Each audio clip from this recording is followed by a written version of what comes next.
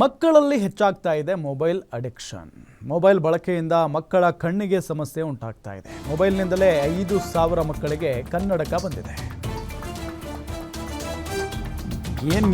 ಹುಟ್ಟಿ ಒಂದು ವರ್ಷ ಆಗ್ಬಿಡ್ತು ಅಂತ ಅಂದರೆ ಮಕ್ಕಳು ಅಳ್ತಾ ಇದ್ರೆ ಅವ್ರ ಕೈಗೆ ಮೊಬೈಲ್ ಕೊಡ್ತಾರೆ ಮಕ್ಕಳನ್ನ ಸಮಾಧಾನ ಮಾಡೋದಕ್ಕೆ. ತಂದೆ ತಾಯಿಗಳಿಂದ ಆಗ್ತಾ ಇರುವಂಥ ಸಮಸ್ಯೆ ಇದು.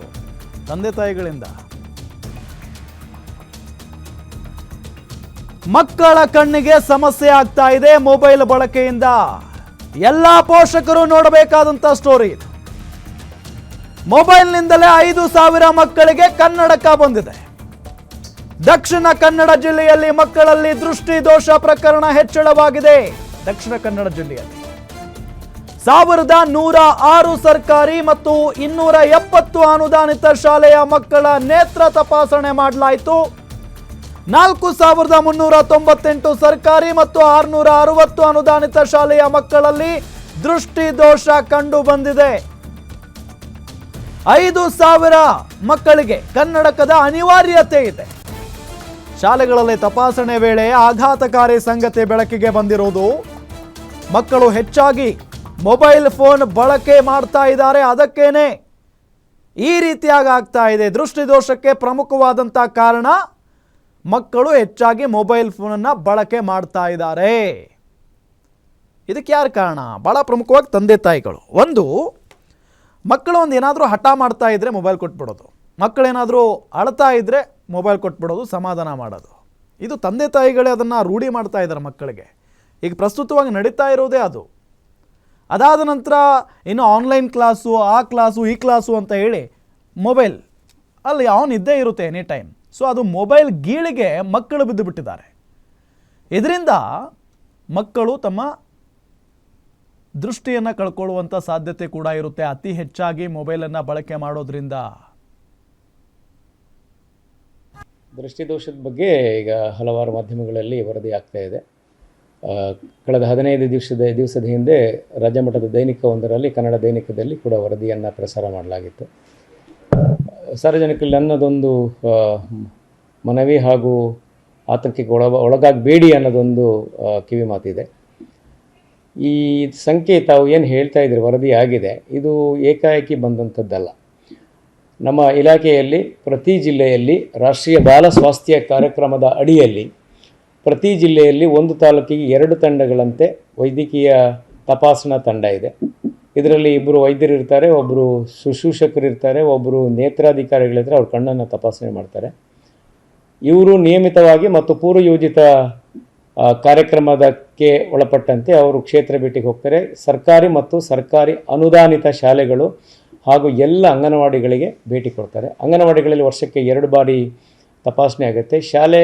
ಶಾಲೆಗಳಲ್ಲಿ ವರ್ಷಕ್ಕೆ 1 ಬಾರಿ ತಪಾಸಣೆ ಮಾಡ್ತಾರೆ.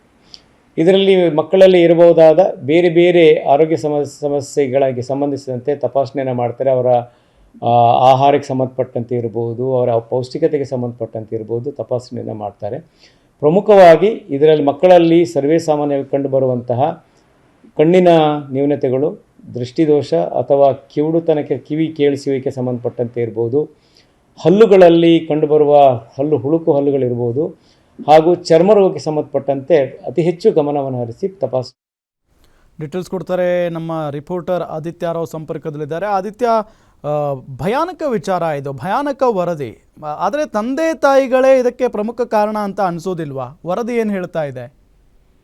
ಎಸ್ ರಾಮ್, ಈಗಾಗಲೇ ದಕ್ಷಿಣ ಕನ್ನಡ ಜಿಲ್ಲೆಯಲ್ಲಿ ಒಂದರ ಮೇಲೊಂದು ಈ ಒಂದು ಪ್ರಕರಣ ಬೆಳಕಿಗೆ ಬರ್ತಾ ಇರುವಂತದ್ದು. ಯಾಕಂತ ಹೇಳಿದ್ರೆ ಮುಖ್ಯವಾಗಿ ಮಕ್ಕಳು ಮುಂದೆ ಭವಿಷ್ಯದ ಮಕ್ಕಳು ಅಥವಾ ಭವಿಷ್ಯದ ರೂಪಿಸುವವರು ಅಂತ ಹೇಳುವವರೇ ಮೊಬೈಲ್ ಬಳಕೆಯಿಂದಾಗಿ ತಮ್ಮ ದೃಷ್ಟಿಯನ್ನೇ ಕಳೆದುಕೊಳ್ಳುವಂತಹ ಪರಿಸ್ಥಿತಿ ಎದುರಾಗಿರುವಂತದ್ದು. ಯಾಕಂತ ಹೇಳಿದ್ರೆ ಇತ್ತೀಚಿನ ವರದಿ ಪ್ರಕಾರ ದಕ್ಷಿಣ ಕನ್ನಡ ಜಿಲ್ಲೆ ಒಂದರಲ್ಲೇ ಕೇವಲ 3 ತಿಂಗಳು 4 ತಿಂಗಳಲ್ಲೇ ಸರಿಸುಮಾರು 5,000ಕ್ಕಿಂತಲೂ ಹೆಚ್ಚು ಮಕ್ಕಳಿಗೆ ದೃಷ್ಟಿದೋಷ ಬಂದಿರುವಂತದ್ದು. ಜೊತೆಗೆ ಕನ್ನಡಕ ಹಾಕುವಂತಹ ಸಂಭವ ಎದುರಾಗಿರುವಂತದ್ದು. ಇದರಿಂದಾಗಿ ಇಲ್ಲಿಯ ಜನತೆ ಮತ್ತು ಎಲ್ಲರೂ ಕೂಡ ಆತಂಕಕ್ಕೆ ಒಳಗಾಗಿರುವಂತದ್ದು. ಯಾಕಂತ ಹೇಳಿದ್ರೆ ಅಂದ್ರೆ ಮುಂದೆ ಭವಿಷ್ಯದಲ್ಲಿ ಸಾಧನೆ ಮಾಡುವ ಮಕ್ಕಳೇ ಮೊಬೈಲ್ ಬಳಕೆಗೆ ಅಂದ್ರೆ ಮೊಬೈಲ್ ನ ದುರ್ಬಳಕೆಯಿಂದಾಗಿ ತಮ್ಮ ದೃಷ್ಟಿಯನ್ನು ಕಳೆದುಕೊಳ್ಳುವಂತಹ ಪರಿಸ್ಥಿತಿ ಎದುರಾಗಿರುವಂತದ್ದು. ಮುಖ್ಯವಾಗಿ ಇಲ್ಲಿ ಗಮನಿಸಬಹುದು, ಪೋಷಕರು ಈ ಬಗ್ಗೆ ಹೆಚ್ಚಿನ ಒಂದು ಮಕ್ಕಳಿಗೆ ಮೊಬೈಲ್ ಅನ್ನು ಕೊಡುವಂತದ್ದು ಅಥವಾ ಎಷ್ಟು ಬೇಕೋ ಅಷ್ಟೇ ಮೊಬೈಲ್ ಅನ್ನು ಕೊಡುವಂತಹ ಕಾರ್ಯದಲ್ಲಿ ತೊಡಗಿಸಿಕೊಳ್ಬೇಕಾಗಿದೆ. ಯಾಕಂದ್ರೆ ಈಗಾಗಲೇ ಅಂಗನವಾಡಿ ಈಗಾಗಲೇ ಆರೋಗ್ಯ ಇಲಾಖೆ ಅಂಗನವಾಡಿಯವರಿಗೂ ಅಥವಾ ಇನ್ನಿತರ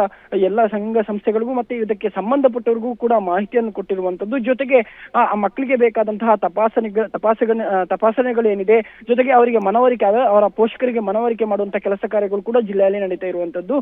ಅಂದ್ರೆ ಮಕ್ಕಳು ಅತಿಯಾದ ಮೊಬೈಲ್ ಬಳಕೆಯಿಂದ ತಮ್ಮ ದೃಷ್ಟಿಯನ್ನು ಕಳೆದುಕೊಳ್ತಾ ಇದ್ದಾರೆ ಅಥವಾ ದೃಷ್ಟಿ ದೋಷಗಳು ಆದಷ್ಟು ಬೇಗ ಮಕ್ಕಳಿಗೆ ಬರ್ತಾ ಇದೆ.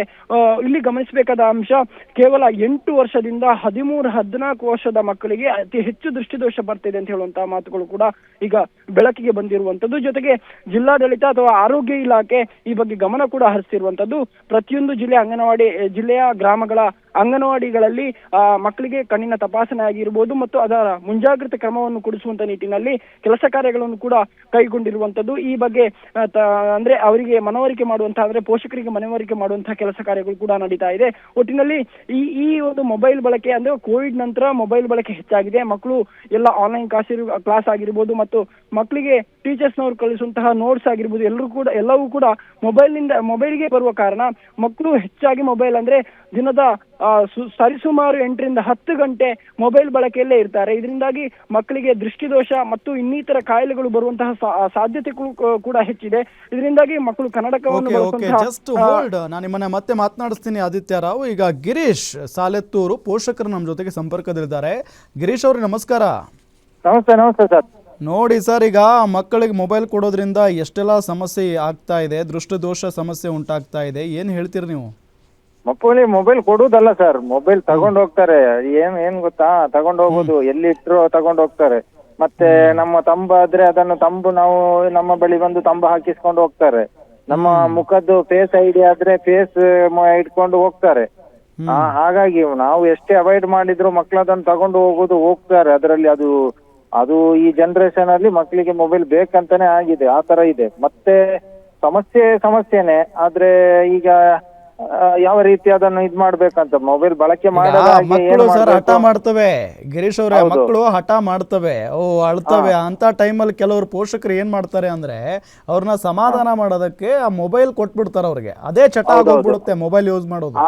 ಅದು ಕೊಟ್ಟು ನಾವು ಅಭ್ಯಾಸ ಮಾಡಬಾರ್ದು. ಸಮಸ್ಯೆ ಇರೋದಲ್ಲಿ ಈಗ ಮನೆ ಕೆಲಸದಲ್ಲಿ ಇರ್ತಾರೆ ಅವರು, ಮಕ್ಕಳು ಉಪದ್ರ ಮಾಡ್ತಾರೆ ಅಂತ ಹೇಳಿ ಎಲ್ಲಾದ್ರೂ ಮೂಲೆಯಲ್ಲಿ ನೋಡ್ಕೊಂಡಿರ್ಲಿ ಅಂತ ಹೇಳಿ ಕೊಟ್ಟಿರ್ತಾರೆ.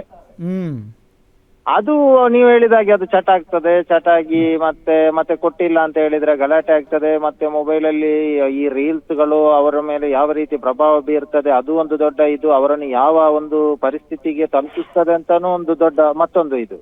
ಮತ್ತೆ ಕಣ್ಣಿನ ಆರೋಗ್ಯದ ಬಗ್ಗೆ ಕೂಡ ನಾವು ಗಮನ ಹರಿಸ್ಬೇಕಾಗ್ತದೆ. ಆದ್ರೆ ನನಗೆ ಗೊತ್ತಿರೋ ಪ್ರಕಾರ ಈಗ ವೈದ್ಯರು ಕೂಡ ಅಂತದ್ದು ಏನು ಅಂದ್ರೆ ಮೊಬೈಲ್ ನಿಂದಾಗಿ ಈ ತರ ಯಾವುದೇ ಸಂಶೋಧನೆಗಳು ಆಗ್ಲಿಲ್ಲ ಅಂತ ಹೇಳ್ತಾರೆ. ಗೊತ್ತಿಲ್ಲ ಈಗ ಏನು ಆಗಿದೆ ಅಂತ ಹೇಳಿ. ಆದ್ರೂ ನಿರಂತರವಾಗಿ ನೋಡುದು, ಅದರಲ್ಲೇ ಇಟ್ಕೊಳ್ಳೋದು ಕಣ್ಣಿಗೆ ಮಾತ್ರ ಅಲ್ಲ, ಇಡೀ ಮಕ್ಕಳ ಬೆಳವಣಿಗೆಗೆ ಕೂಡ ಅದು ದೊಡ್ಡ ಸಮಸ್ಯೆ ಅಂತಾನೆ ಹೇಳ್ಬೋದು. ನಿಜ sir. Okay thank you Girish ಅವರೇ, ಗ್ಯಾರಂಟಿ ನ್ಯೂಸ್